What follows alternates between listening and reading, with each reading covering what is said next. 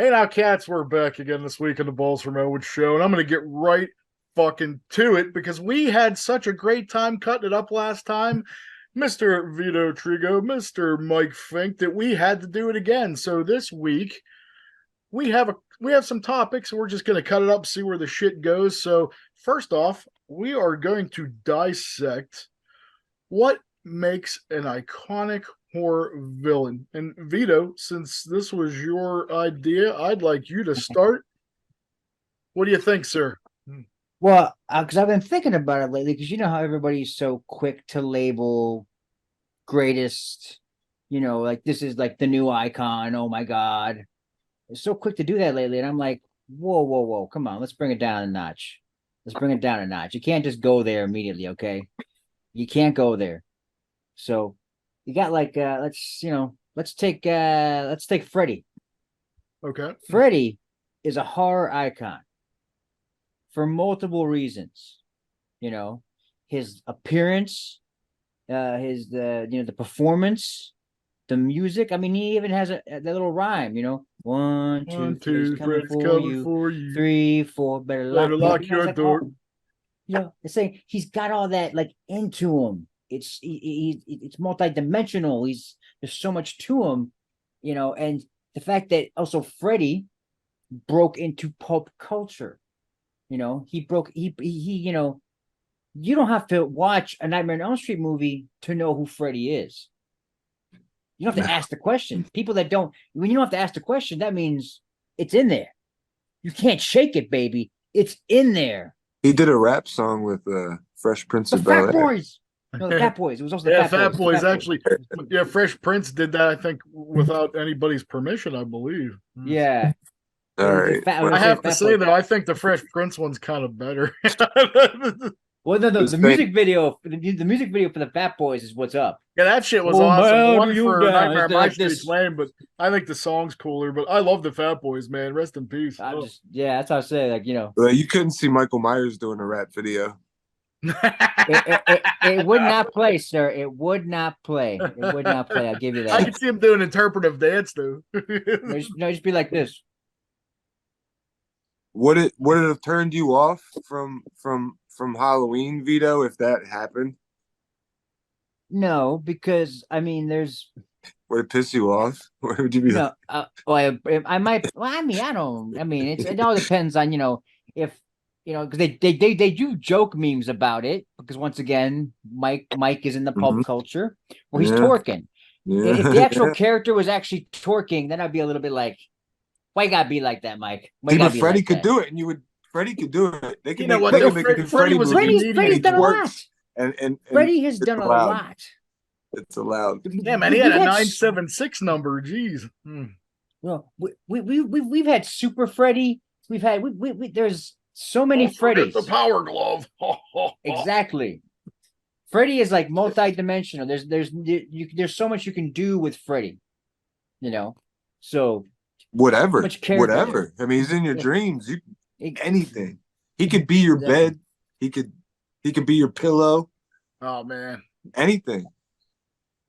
he could be a hot chick and seduce you like in 3. Whatever. It's like anything. He I could be love it, other Mike. horror monsters. He could be Michael Myers, possibly. Ooh, I love that's a it. good one, Mike. Who would win between Michael Myers and Freddy? But I think it'd be as awkward as clunky as when he faced Jason. That's besides the Right. point. Like I don't know how Freddy. I feel like he's in the mind. He's in your dreams. He's not like Well, If he you're could- gonna do matchups here, the only person who can face Freddy head on would probably be like Pennywise. Ooh. Pennywise the dancing clown. Hmm. There's a matchup there. They're on even Yeah. playing grounds. Yeah. So, Yeah. but they're there. Is there a comic of that? There's something. There should be. There should Right? be. I mean, they have all these other weird ones. yeah, there's been It every should be. matchup in the book, I think. But what traits do you think comprises an iconic horror villain? I was thinking about this earlier today. I mean, most of them, I think, you have to have a defining weapon. I think in some capacity. I mean, Michael Myers has his knife. Freddy has his glove.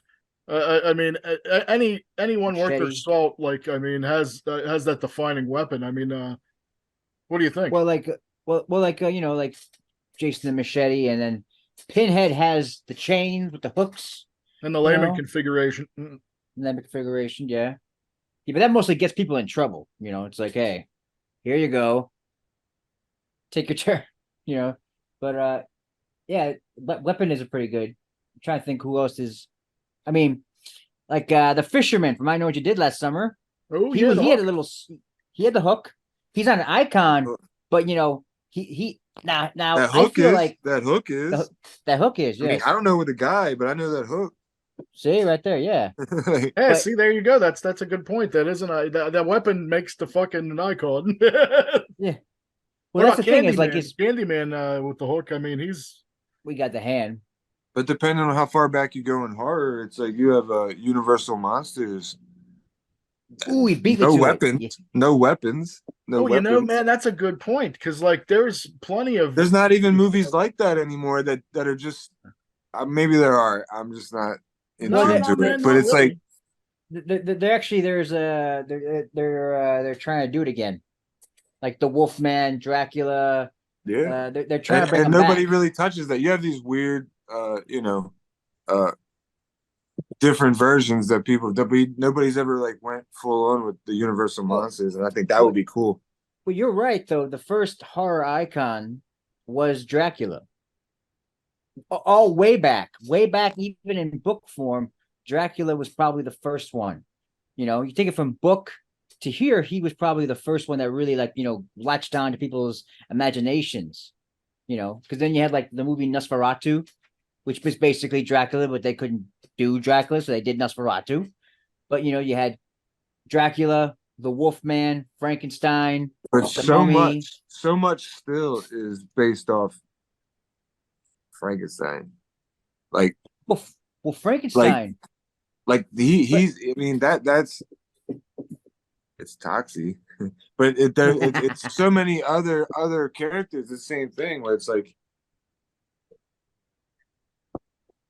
oh, you I don't know mean how to describe it. I don't know how the to describe it. It's no, no, just the lumbering nature of his movements and his yes. things like I yeah, mean he's scary looking. He's not. yeah. I mean I don't know. I don't know what I'm really trying to say, but a lot No, of no, no, no. I get what you're stuff saying. is inspired from these His Universal mannerisms. monsters that had no.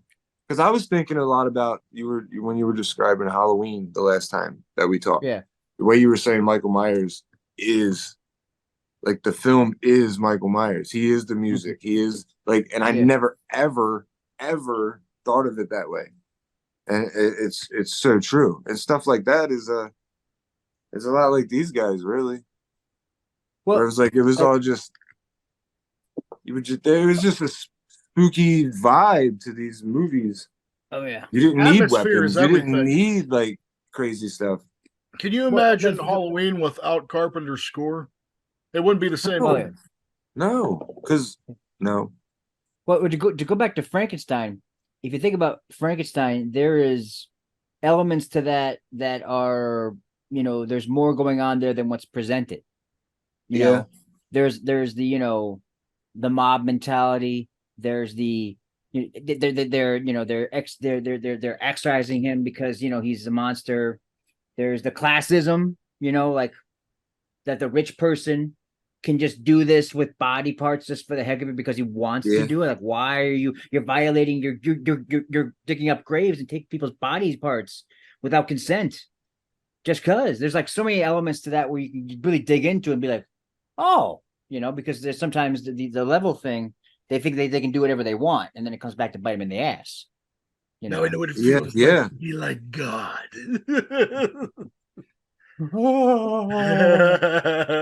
I'll tell you an icon that didn't need a weapon, which is one of my favorites. This dude right here. Yeah. Yeah. Yeah. Yes. Yeah. He had his voice. He had his voice. That was the weapon. That was the weapon. But there is, I love it. Like when bring up the Universal monsters, there is like you had the Universal monsters, and then you had the slashers of Yes. the '80s. there's very much similarities there, especially like with with the Universal monsters, they had their crossovers, where the Frankenstein meets the Wolfman, Oh and yeah, yeah, yeah. the House of Frankenstein, and everything like that, where they crossed over. Then you have like Freddy versus Jason, so that there's a whole lot of like parallels between the Universal horror icons and the slasher icons of the 80s. So See, a Yeah, lot of people dump on those, but like, I mean, I always thought they were kind of fun, man. Because like, I mean, you only can do so many sequels before I always thought it was kind of like a fresh idea. Like I mean, they weren't the greatest movies for sure, but it was it was a fun popcorn thing. I think if you were a kid at the time, you would lose your shit. Like we look back at them now and we're like, yeah, it's kind of like a cheesy, but the original Universal monster movies are incredible. But all the mashups and things, like I don't think people really appreciate them for what they were. well, any mashup is a treat to a fan, Yes, see, because there had to have been somebody talking about, like, it's just thrown out there. Hey, how would Frankenstein do up against the Wolfman? Well, yo, man, ain't gonna happen, man. I mean, seriously, come on. Like, Wolfman's, I mean, he's gonna take him out, man. He's just dead flesh. You know what I mean? Like, yeah, but Frankenstein, he's got that strength, but we can just squeeze him. It probably starts like that, where people are just talking. but then And it the kind Freddy of like versus Jason doesn't thing. it doesn't please people though. You always have people that are like, no, no, no, he would have won, or he would have, Well, like a Freddy versus Jason type thing. yeah, Where man, it's you know how like many people I know? It's like put Freddie yourself in a won, no, corner. Jason won. I'm like, But even when you're writing the movie, it's like, how do you do this? Like, how do you? what do you mean? you got to cater to both audiences. I We mean, the fans win. Who cares who wins? We win. yeah, man, that's You how I know, look at it. But you I'm get to just saying, see you it. will always have those people that are The not naysayers. enjoying it the way it Oh, should yeah. just be Yeah. enjoyed. Like it's Well, here. you're gonna have Someone, that with any genre, though. There's always yeah, yeah, people that's yeah, never gonna yeah, be happy. I mean, Well, because yeah. if you look at like Freddy versus Jason when it happened, mhm. it was two horror icons put together matchup wise, and they presented it like a title fight. It's Yeah. like, so it's interesting how it happened, and then you had people on each side, and nobody was real, and then but it was like one of the first ones where it was like, this is like its own separate little one standoff thing. It's not It, connected to continuity to the other ones, really. It's just this one little standalone movie. and it So felt good. It was good. I know, man. A it lot was of it people was certainly shit on the fun. I'll movie. give you I that. enjoyed Yeah, it. like it ca- like, and it definitely stands out from all the others. I Well, mean, it's got some it's great interesting. kills. It got a great soundtrack. I mean, yeah, Well, did they it is play it that a little thing. bit with the continuity? Sure, but I mean, I could overlook that. It's a fun popcorn movie. Fuck it, man. I mean, Well, it's interesting when you look at Freddy vs. Jason, that it was very clear who you're going to root for when you really think about it. You're like, I mean, they're Freddy fans, but when it's presented to you like up against each other, you're like, well, he's a mass murderer. He's possibly a pedophile's child killer, maybe nasty man. I don't, however you want to sum it. He's a nasty man. You know, but so you he's a kind of like diddler. you want Jason to win a little bit here and Jason's there. badass. He's just Yeah, badass. Like, yeah. it's So I was always torn just, because I love both of them so much. I'm like, I don't know, man. I mean, I was partial to Freddy growing up, and then I'm partial to Jason. I go back and forth, but I mean, I always thought the tagline was cool. It was like, no matter who wins, we lose. I'm like, that's yeah, fucking brilliant. I'm yeah. like, I think another thing too is that's important in an iconic villain is you always have to have just as strong a final girl or final, you got to have Well, the yin to the yang. I mean, it's that's, I mean, like you got to have your Laurie Strode, you got to have your Nancy, you got to have that. I mean, those are the most memorable horror icons. I mean, if you don't have a great adversary, there ain't much to really root for. So, I mean, the weirdest part about it though is charisma. I think horror icons have to have a certain charisma because you always root for them instead of the good guys. So I mean, it's always funner to be the anti-hero, the villain. But I mean, but they well, always seem are always cooler than who you're rooting for. And some exceptions though, I always felt kind of Nancy from A Nightmare on Elm Street was just as good as adversary, just like Laurie Strode. She was yeah. a yin to the yang. So I mean, if you don't have a very good adversary, they're just pretty much spam, and you're just waiting for them to die. So I mean, any slasher worth its salt is you got to have a good final girl or final character. I mean, what do you think? I feel like it's turning into a love fest for Nightmare on Elm Street because it's interesting now in Nightmare on Elm Street 1, Yes. Nancy gets to a place that technically it took the Laurie Strode character to get to 20 years down the line or 40 years down the line, depending on what timeline you're focusing on. If you're doing Because by the end of Nightmare on Elm Street, yeah. she's arming up that house. She's reading up books. Fucking She's Freddy, setting let's up go, traps and motherfucker. stuff, man. She's ready to take Freddy out by the end of the first movie. Yeah, It isn't like it that's isn't like funny. she's I never running even away. thought She's about like, that, but yeah, you're absolutely get right, me. Nancy doesn't get enough credit. Now that I think about it right now, and I love Halloween, but I'm like, we gotta give some props to Nancy. It's true, She man. had it together in that first movie. Not only that, you know what I love that they did in Freddy versus Jason? They adopted an idea that they abandoned from 3 with the hypnosil drug, and they implemented it into that. I thought that shit was cool, man. Because, of course, how you gonna fucking fight Freddy's in your dreams? You need a drug to make you stop dreaming. So I always thought that was a pretty cool idea. I of course wish they kind of fleshed that out a little more. I would have loved to see more of that. But Oh yeah, well that's always what Mike was talking about. How there's they're gonna present something, but it didn't go the way you want, so it's gonna be that little thing that's gonna rub you the wrong way. Like that. You wanted more of that, but they didn't go that way, and you're like, I wish they went more that way. It's gonna be anything like that. So. I mean, I wish that I kind of wish that we lost in Freddy vs. Jason. I thought that would have been a much cooler ending. Because I mean, I didn't really care about the people in that one. I mean, they're fine. I mean, the people that got killed off along the way were much more I was invested in than the actual final ones that were just there at the end. If that makes any sense, like the brother. it does make sense. That's what I was talking about earlier. I don't think any of those characters are strong enough to give you that emotional connection that you were rooting for them. You cared if they lived or died. And that was actually the point I was trying to make entirely. Because when you don't have those strong characters, you're just like, I just want to see them get killed in cool different ways. But when you have that iconic, final girl like Nancy or Laurie, you care and you're rooting, and you don't want them. You don't want the boogeyman to get them, but. Other than that, they're just pretty much spam. I mean, now, would you say that when an old horror icon comes out, they're not just playing against the current market, they're playing against their past, because they have to be as good as what they had put out before. Like Halloween will always have to compete with how good Halloween 1978 was. Always. Which is, I mean, impossible.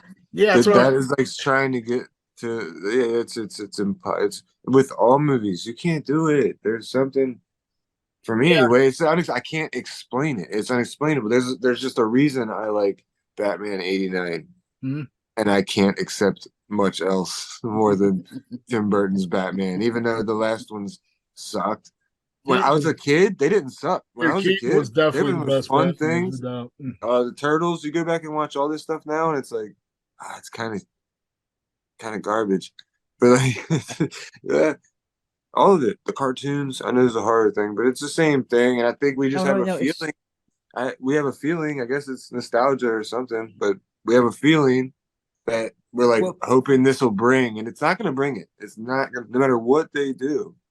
Well, to whether it's the way it was filmed or sorry. No, the sidebar what you're talking about with the Ninja Turtles. If you compare Ninja Turtles, the first one, how that movie was everything in one. It was funny, it was emotional, it was dark. There was actual violence in it. Yes. There was stakes. Good. It looked good. There was stakes. Like you forget that they're puppets. I do. Exactly. You just go into the movie I accept so good. Every movie after that has to compete with that standard that it has created. I think that's the problem there. I have a theory on that. Whenever they did that first movie, it was such a low budget effort that everybody's working so fucking hard because they have this little budget and they want to make this big grandiose thing and they want to make it as good as possible so everybody's on board. And then when you have these ones now, like they just throw millions of dollars at a movie, and it's like, you know, I don't think anybody takes it as serious because you have all the money in the world to do everything that you want. You don't have to figure out things. You don't have to put the puzzle together on how you do these shots. You're to accomplish this. You're going to make this effect work. And it definitely shows. Like it's There's very, no heart. There's yeah, no exactly. heart. Thank you, Mike. That's what I was I trying to mean, say. that's Well, it's there's no. I don't want Go to sound ahead. like an old man, but I'm an old man, and that's how I I feel. don't know much about. I want to hear what Vito has to say. well, I'm not trying to cut it's him the off. difference. It's the difference between working at a mom and pop store and working at a Walmart. Everything you do in a mom and pop store matters. When you go to work at a Walmart, hey, they take losses every day. It ain't no big thing, but it matters in a mom and pop store. That's right. That's a perfect point. I honestly believe that. Like that's why I always support independent cinema over any fucking Hollywood suckfest. I mean, I almost feel like I'm like an old fucking jaded James Lipton at this point of horror. Back in my day, they used to make the best films ever, and now they just have all these $1 million movies, and they're just not as good. And really, man, I don't think they were. They're not as good now. Like, I really do feel like horror was. We grew up in the era where horror was like the bee's knees, man. Now it's just like, I mean, Well, it's the oversaturation. I mean, you go on any streaming platform and you're gonna find so many, horror this and horror that and find footage this and weird version of a movie that just came out that they're just kind of relabeling and just kind of putting, the here and the that there. And they're like, oh, there's this new plot movie. Like, no, it's the same movie that came out big stream, but you're just trying to pose yourself at it. And so everyone's taking all this in, and you know what? It's all coming in. No one's focusing on anything.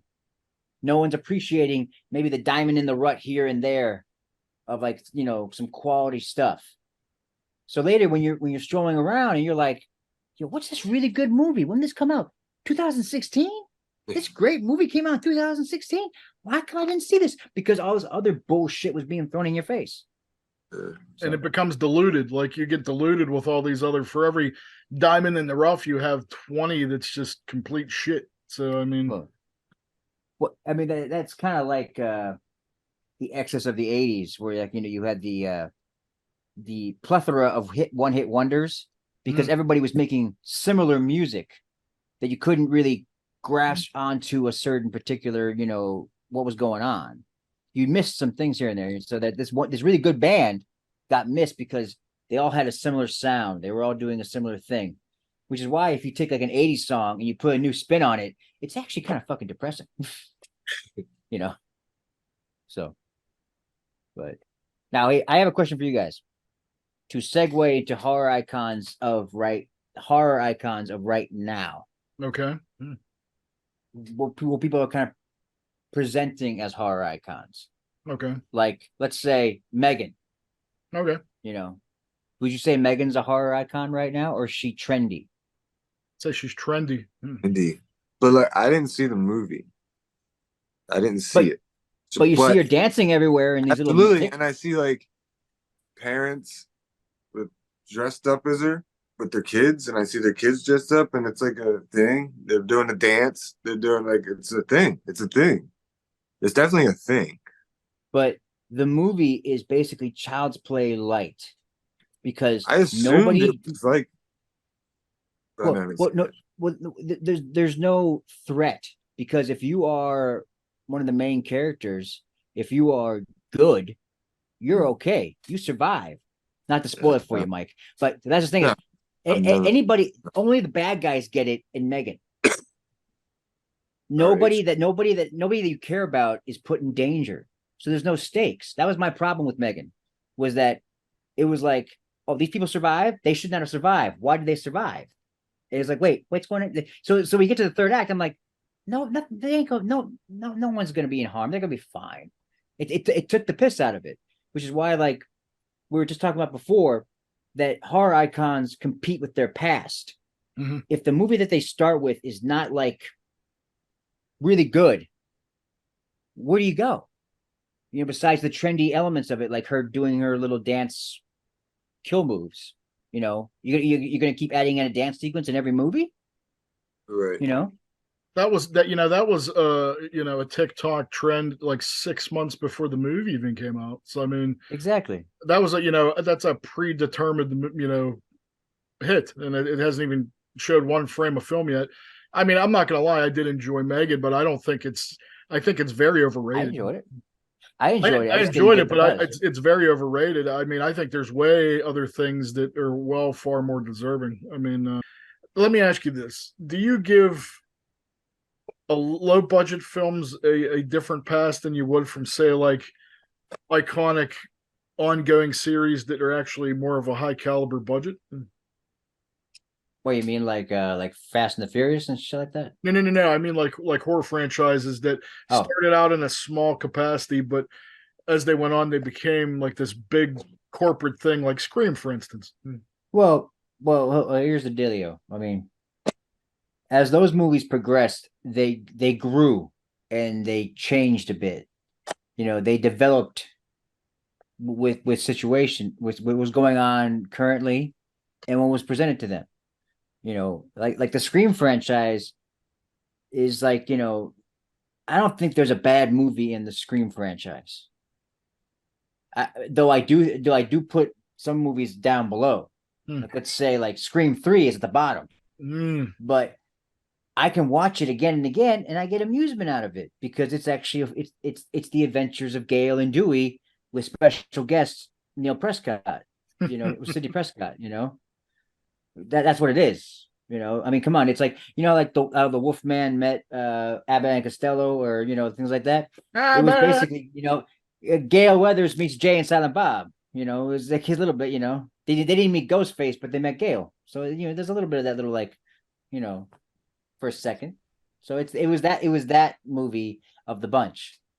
So and even Scream 4, which was trying to emulate remake movies of the time with the way that it was shot, even though everyone was very annoyed with the way that it was shot, overlit, very bright.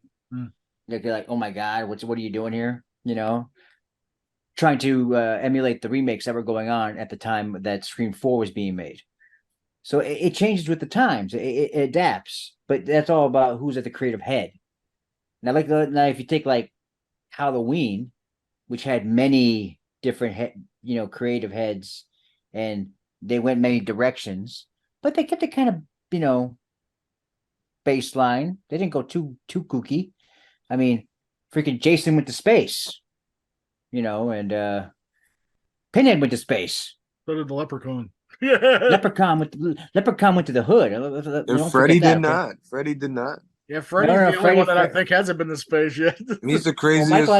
Michael hasn't been to space. Right. Right. True, yeah. What about that? Would that have turned you off from Halloween?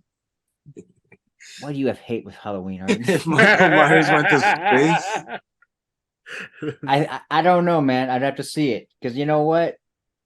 It's just like anything. Time can heal a lot of wounds, and I can watch Jason X and have a little fun with it, even though it does look like it. Half the time it looks like it's like a late night sci-fi TV show. When you actually look at it, like so. But that's you go different places. Sometimes you have to say that in the horror genre, there is a little bit more open for creativity. Yeah, a little bit more like, why don't we try this? Well, why not? So there's a little bit more open creativity, a little bit. But that goes back to what you were saying earlier, like with the original Halloween, you always have to constantly be held to that first movie and either further it or try to one up it, which is almost damn near impossible when you make a perfect film. So I mean, now, let's take like Halloween Resurrection, where they killed off Jamie real fast, which pissed everybody off because why'd you do that? But then they had the there was a reality TV show or online TV show going on in the house. Mm-hmm. The fact that I don't like the movie. The movie's badly made, but the idea is not too far-fetched in today's content-heavy streaming reality TV show platforms that are going on all over the place. So good idea, bad execution, maybe. You know what? There was a Sure. producer's cut of that film that actually was a little better because they really did chop the shit out of that movie when they released it. I had actually gotten. I wish I still had it. That's a long story, but I'd actually gotten the producer's cut. It leaked from. I went to a fucking flea market and some dude was selling it, and it had a different opening. It had a bunch of different things they cut out to receive an R rating, and I really wish I could locate that again because the opening was really cool. It actually you've seen Michael Myers when he was like 7, like way before you seen any of that Rob Zombie bullshit, and you seen him, and then like you seen the look of evil in his eye, and like it had a really different opening. It had some really cool ideas, and I think that movie was ahead of its time. And yeah, the execution is bad and it comes off bad, but I honestly think that movie was bad because of studio interference. I mean, I think they got just way too deep into that. I mean, it could have been something. Halloween It Resurrection could could have, have been. yeah. It could have been maybe this oddball It entry. could have been a lot worse though, too. Yeah, but The stuff with the Thorn legacy and all that. Did you ever, you know what I'm talking about? Mike, why do you keep Yeah. on trying to stab me in the heart, Mike? Oh, you're talking to him. All I right. like the I- producer's I- cut. I don't like the original, man. I was like, oh, balls. I'm gonna call it balls, and Fink. Yeah, when you say call Mike, him balls. dude, nobody's called me Mike in 20 years. I don't even. Yeah, so we're both like, wait. I I'm was just like, I sitting keep there. forgetting It's there's like, two you mics heard on here. me? I keep forgetting there's two mics. Yeah. Keep stabbing me in the heart. Nah, just go ahead. I love the Curse of Thorn. You know, I like that little. I don't know. I think I appreciate big swings. You know, I appreciate them thinking outside the box and doing something a little bit different. I don't mind that so much. You know, it all goes back to execution if they can pull it off. You know, I'll tell you why I don't like that. The reason I like the first movie so much is because you don't know. You don't know if he's supernatural. You don't know if he's a dude. I think when you explain the boogeyman so much that like he's no longer scary. Like when you tell him, oh, Michael Myers is this killing machine because of this now, and you're like, okay, you know. They tell too much of his story, too much of Yeah, his. that not knowing is what gives me the atmosphere and the They spook humanize and all him. that shit. They turn Whenever him into you, a I human don't even being. get me started on that. I fucking hate Rob Zombie's bullshit. Oh my god, well, we I can could do agree 10 there. shows Right? about Okay. how fucking terrible that shit is. Oh my god, I hate it. Well, that's where you take something where it's like, now I can appreciate the first half of Rob Zombie's movie. Okay, you're trying to do something different, you know, but then you get to the back half And then you where skate through the first one. yeah, what? He tried to do something different, like what the first half, and then the last half he's tried to speed through doing the original, and it was like, then it was a paint by numbers with an oversized yes, Michael Myers that you could see from 2 blocks down. yeah. All right, you'd be like, oh, he's coming. We should run this way. I don't like. I can see him.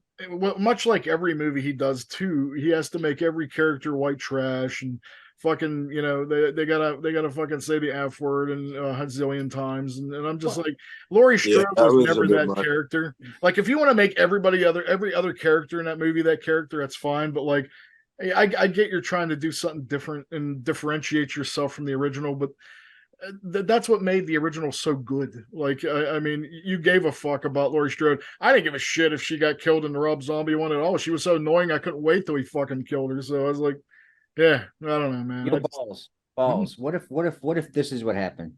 I'll play a little, rewriting here. All right. What if the movie was this lovely family? Mhm. This lovely family that was really into Halloween. Everybody got along. Nothing was, there was no animals being killed. None of this weird spooky crap. He's not being all like incesty with his sister and his mama and all that weird bullshit. It was just a nice, good family. Homeboy goes trick-or-treating and then somehow comes back home and just starts killing because it just happened. It was a snap. I Then would you have care loved that. about the family and you have all these moments where you're just like, what happened? I would have loved Because that. I didn't give a shit about that little fucking kid in that fucking movie. I wanted him to throw him out of a damn window. You talk about But, Rob Zombie? The early Yeah, original. but they I had to think do you it. can. I think you easily could rewrite a better Halloween movie than Rob Zombie did for sure. I'm more interested I've in been just that told little that on like several that little occasions. treatment you told me was better than both of his fucking garbage movies. Well, because it still brings in the you don't know what happened. It was a snap.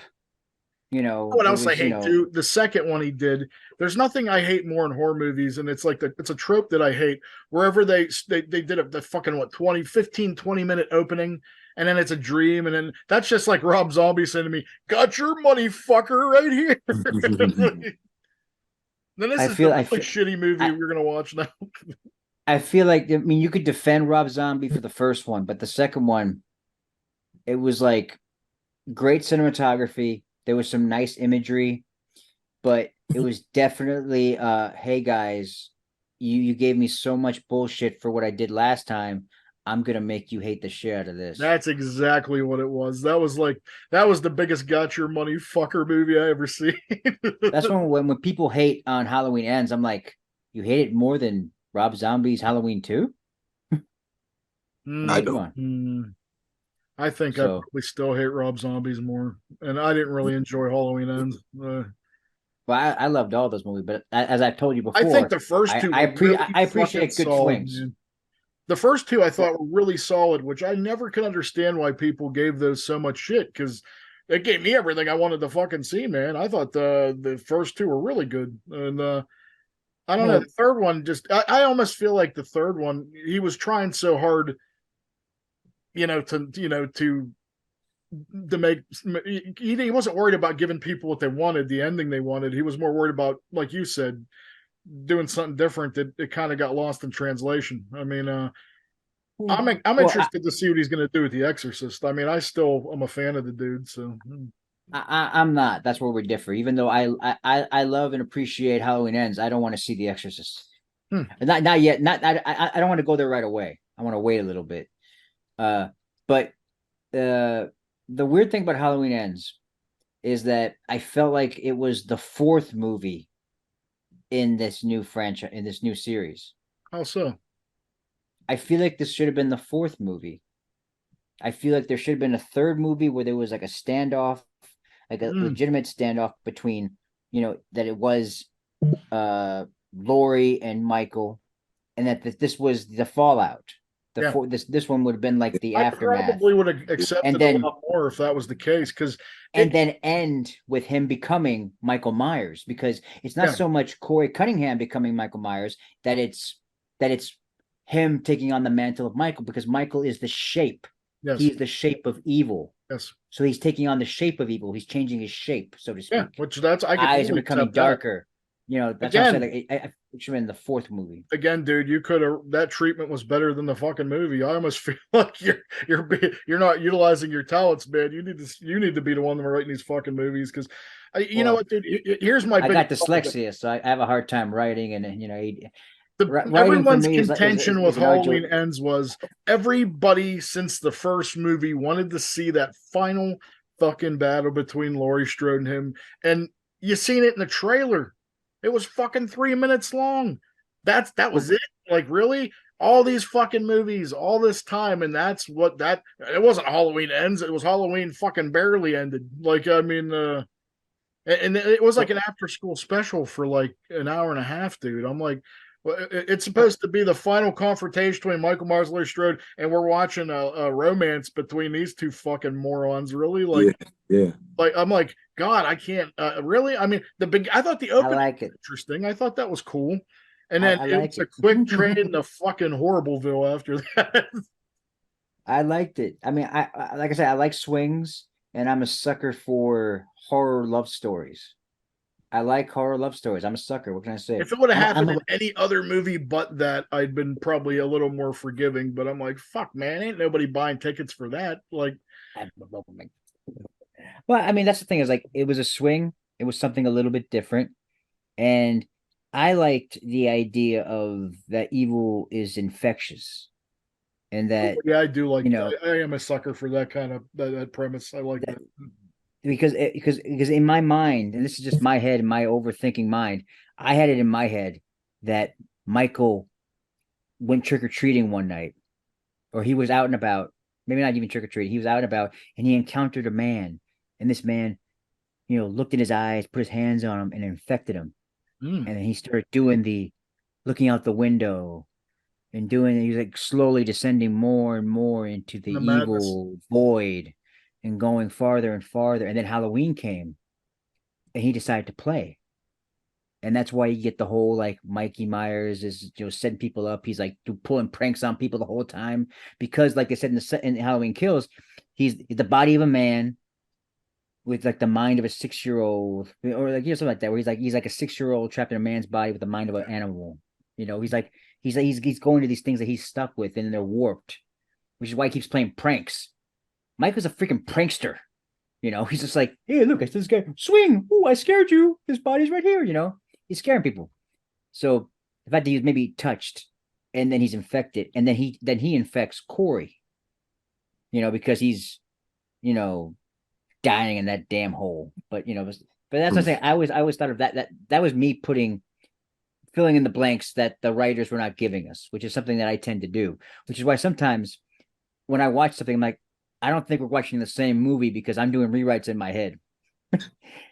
And Dude, I really wish you could rewrite a lot of this stuff because, like, I mean, I'm more interested in hearing your ideas on any of the stuff than the shit that they actually had. So, I mean, I would have done a Peacock series of the aftermath. If they couldn't do a movie, do a series of films that were the aftermath of kills. That because they did that little thing in the montage in the beginning of Halloween Ends, where they kind of showed the things that are happening, but those could have been each a small little film leading up to the movie, which maybe would have introduced Corey in those small little films. So he just wasn't just some character that just came out of nowhere. We would have seen him, experienced him, and see the feeling of that Michael also infected this town and that this town was dying just because he was there.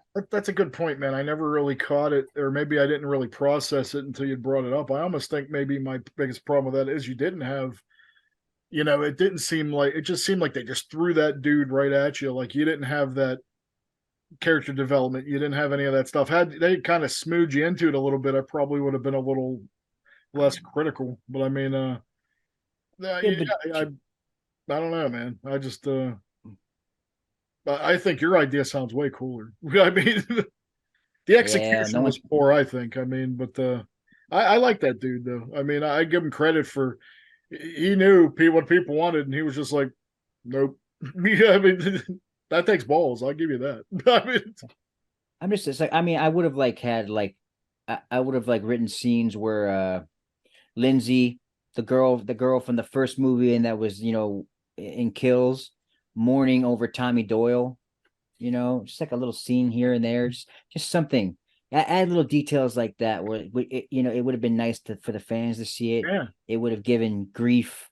Of going on, what was going on. She had that big epic thing at the end, and like he practically kills all of fucking Haddonfield, and then it's just an afterthought. Like, I liked what you said, where it's more important when you see the aftermath of things. Like when you don't see it, it's kind of pointless. Like you would see the repercussion of his actions and like how it affects the whole town. That's kind of the idea that was in the second one. I thought was cool. People shit on the second one too for that, but like I thought it was neat that you kind of seen what everybody else, the rest of it affected the rest of the town. You don't really see that too much.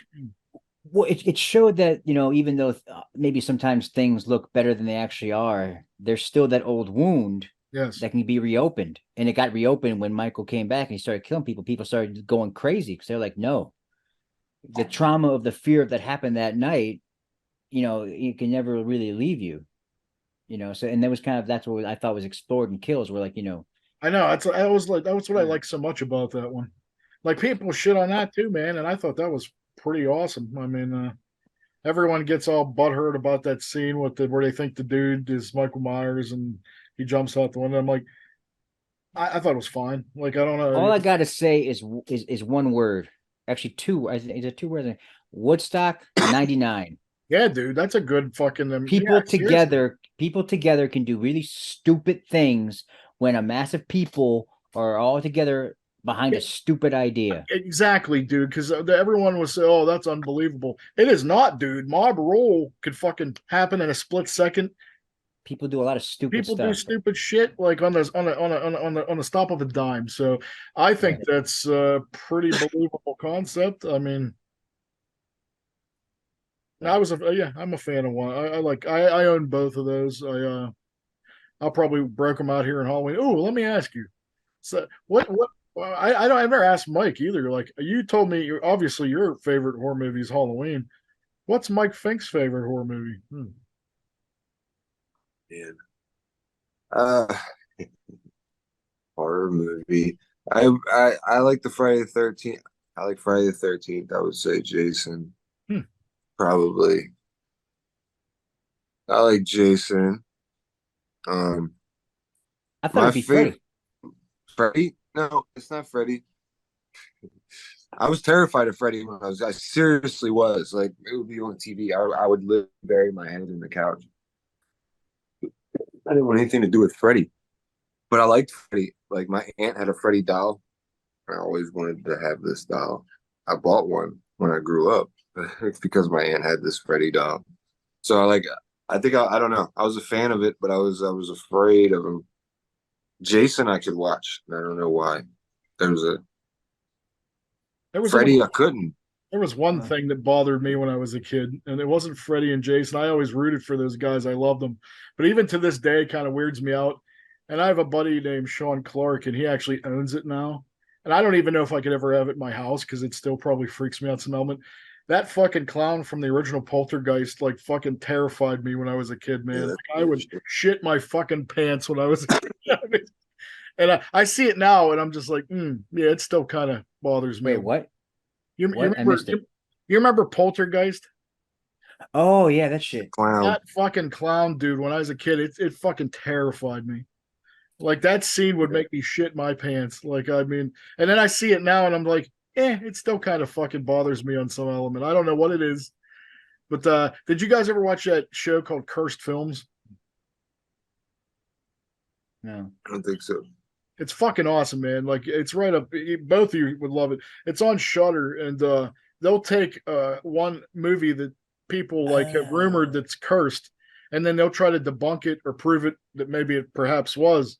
And they did Poltergeist, they did The Exorcist, they did Twilight Zone, the movie, they did Cannibal Holocaust, they did all these different films they dedicate to one episode, and it's such a fucking cool series, man. Like and at the end of the episode, you're like, you know. Oh, I mean, like with like everybody like mysteriously dying in some way that was involved in the movie. Well, they'll break it down. Like, I mean, there was so much weird shit that went down when The Exorcist was filming. I never even knew about. I thought I knew everything, but there was way more than that. Like, it's such a deep dive into these films. Even they did do The Wizard of Oz, which was really fascinating. Like, I didn't realize there was so much crazy shit during the production of that film. It's pretty terrifying, really. I mean, I never knew that Buddy Ebsen was originally cast as the Tin Man, and they painted him with this metallic shit. And it almost fucking killed him. Like, and then he had complications and problems the rest of his life because of that shit.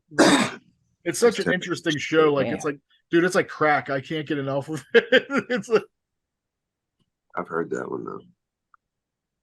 Like the Wicked Witch of the West got like third-degree burned, like from the trap door when she went down and set on fire. Dude, it's fucking.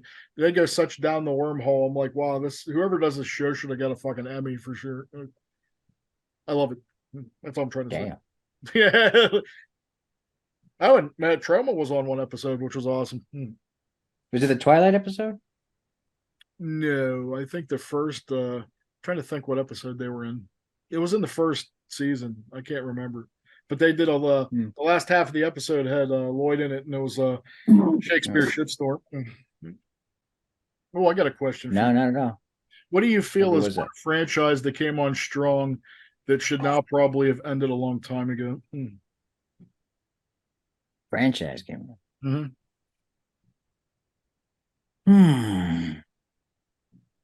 And the horror? Yes. Saw. Saw should end it like, I mean, they keep cranking out different Saw movies. There's a new one coming out now. Saw, like, there's a new Saw one. Actually, they're bringing back And before that, Chris Rock had a take at it, and Spiral. that was flat, yeah. And then they did a prequel one before that, so I feel like they should have stopped before 6. Hmm.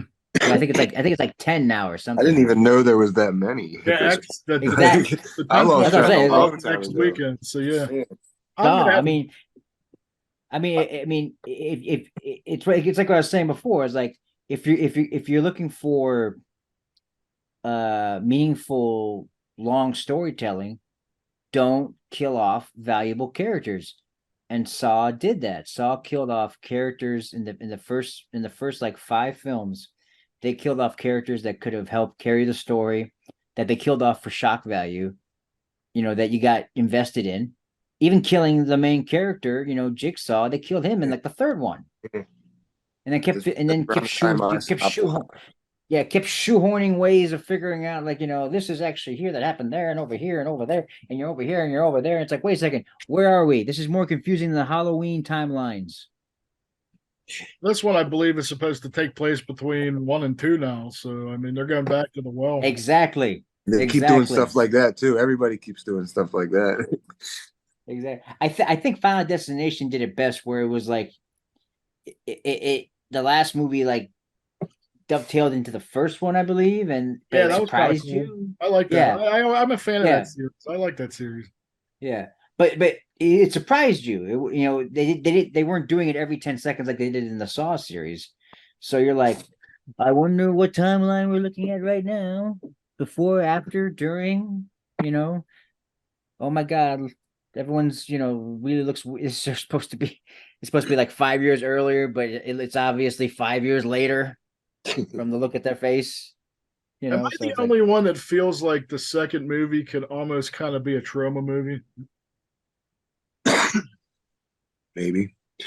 It has like the ultimate trauma ending almost. Like, I mean, it reminds me so much of that. Like, I think that's why I like that one. So it seems to me like it could almost be like kind of. I almost wonder if like whoever made that was like influenced or a fan at all. Because I think he was. I think it was because it was he did Repo the Junet. Oh yeah, Darren Lynn Boozman. Yeah, he did the second one. Oh, I think he's got a little There you go. flavor in that direction. Yeah, I can see little hints and pieces every once in a while. Yeah. I always picked up on that, and I always thought that was really cool. Yeah, Especially but that one had characters that you can get behind, like the detective. We spent the whole movie with him. He could have been the guy that was always going after Danny Wahlberg, Backstreet Boys. Yeah. He could have been going after Jigsaw, but then they threw him aside and then killed him off in like 2 movies later, like that. It is an uneven series. Mm-hmm. I agree. But they always, you know what, man? Like they always reel me back. Like, yeah, it's probably not going to be good, but I'm still going to watch it. Like I think that's. But that goes to the fact that the first movie, the genesis of the series, was a really good movie. Yeah.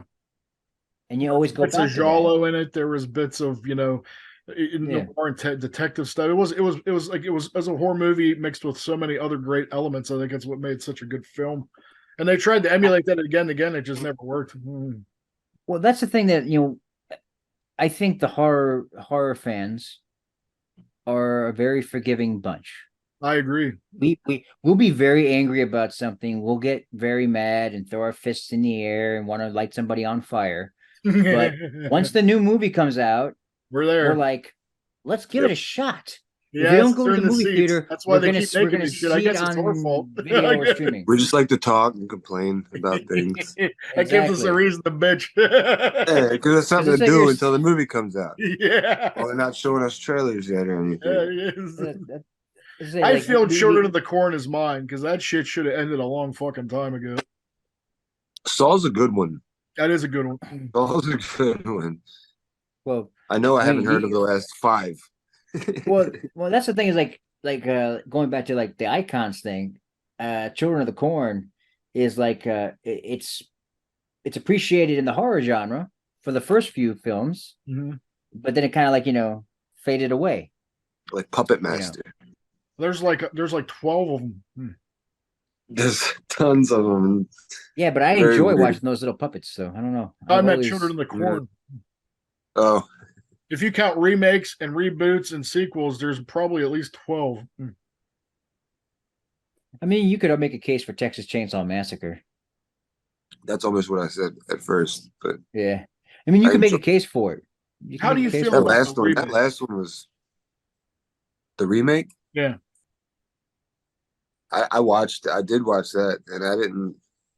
It's another one of those popcorn type movies you're talking about, where Yeah, the new Yes. Texas Chainsaw Massacre's on. Let's put it on. I went in being like a movie And I'll Nazi. never watch Like, it again. I'll never I'm like, watch it again. you know what? I came out of it actually not hating it. Like I thought it was okay. I mean, I didn't hate it, but it I don't wasn't. feel like they needed There it another is. one afterwards, and I don't feel like they needed the TV movie thing that they did after that. Leather that was kind of a waste, but I didn't mind the remake. I guess I've seen worse remakes. I wasn't mad, but I was like, I don't really Well, I like mean- remakes a lot, but I mean, if they're if they don't take a humongous healthy hot dump on the original like most of them do, I can handle it. I mean, yeah. Well, think about this. There's if you take like Evil Dead, Mhm.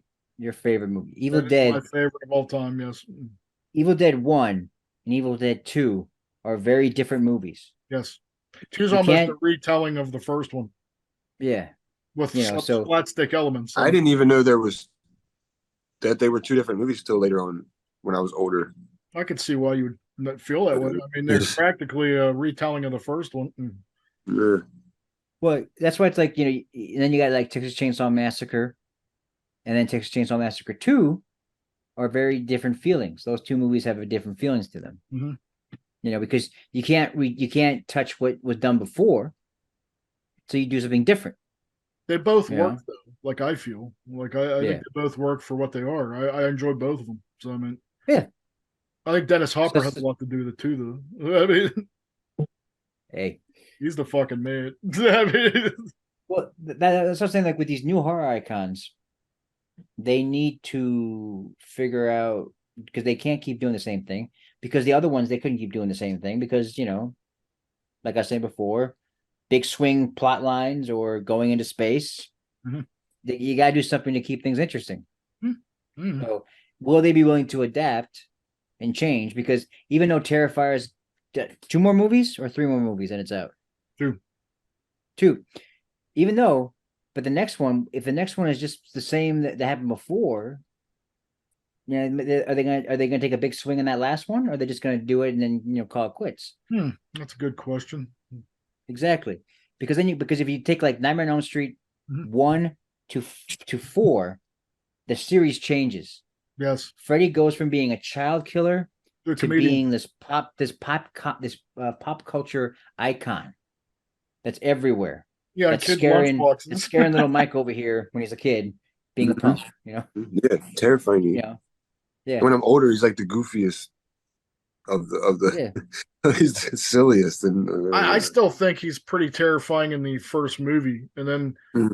Because he was a child killer there. He was a Yeah. child killer that may have been a pedophile, And people want to say he was because even though they changed the wording, he's still a little like creepy. Like when he's like, "I'm your boyfriend now, Nancy." I'm like, "Oh, nasty." the whole vibe of you can't recapture the feeling. Like even the movie could be good, but if you're looking for that feeling of those original movies, you're not going to be. That part's not going to be satisfied. That's why you got to adapt and change. Yeah. And evolve. So I guess we're going to get on out of here. We had a lot we covered a lot of ground tonight, cats. I feel like if you enjoyed watching us all talk about horror movies and the such, tune back in because this is going to be a regular thing here very soon on BFE TV. So watch and I'll keep you posted. And other than that, Vito, Mike, Fink, always a pleasure, gentlemen. Peace and love. Peace and love. Well, I'll catch you Vito. next time, guys. Yep. Talk to you later. Bye. Bye.